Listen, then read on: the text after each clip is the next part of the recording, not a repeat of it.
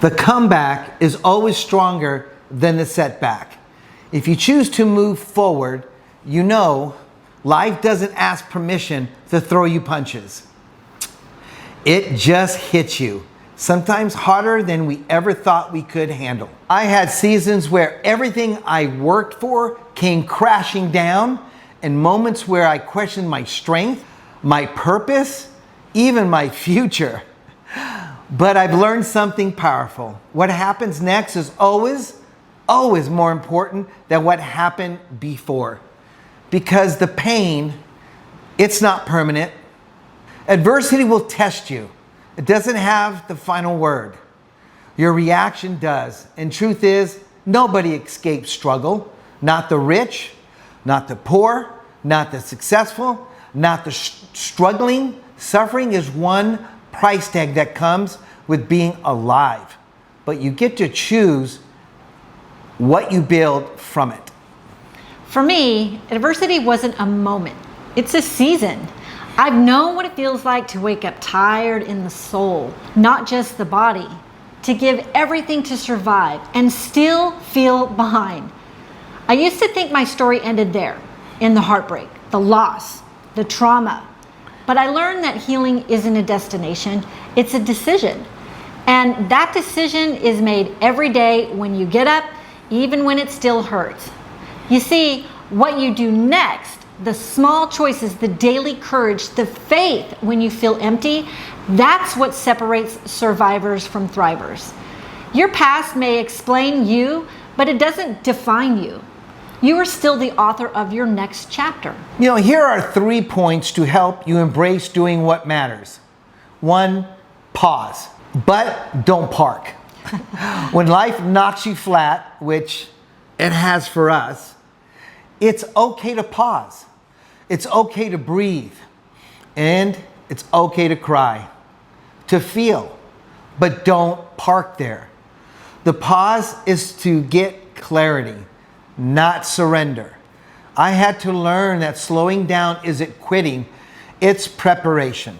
In that stillness, you get to regroup, you remember your why, you remember yourself, and that you're not done yet. Now for me, rest became rebellion. The world said, keep pushing, but my spirit said, heal first. So I rested, not because I gave up, but because I refused to burn out. Rest doesn't mean weakness. It means you're gathering your strength for the comeback. Point 2, reframe the story. I used to ask, why me? Now I ask, what did this teach me? The lesson is always hidden inside the pain. Every failure, every heartbreak, every disappointment. It's either a wall or a window. You decide which one it becomes. When I stopped seeing my scars as shame, they turned into symbols of strength. The very thing I wanted to hide became proof that I'm still here, still fighting, still growing. Reframing the story doesn't erase what happened. It reclaims your power over it, because pain shared becomes purpose, and purpose heals. Point 3, take 1 step forward. We've heard it, you know it.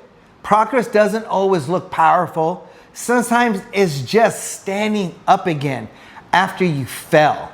Sometimes it's sending 1 more email, making 1 more call, trying 1 more time. Small steps compound.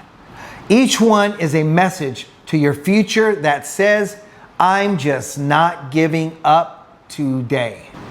Every time I choose to take 1 step, even trembling, I was rewriting my future. You don't have to have it all figured out. You just have to move, because movement creates momentum, and momentum brings healing. Even if you can't see the finish line, step forward anyway. Your faith belongs in the next move, not the last mistake. Adversity doesn't disqualify you. If you see it, it develops you. What you do next decides whether your pain becomes your prison or your platform. Every challenge carries a seed of change. Every ending holds the whisper of a new beginning. You can't always choose what happens to you, and you heard this, but you can choose what happens next. So pause, but don't park. Reframe, don't regret. And step, step, step, even if it's a small step, because forward is still forward. You've already survived the hardest days. Now go build your greatest ones. Because surrender is never the answer. So until next time.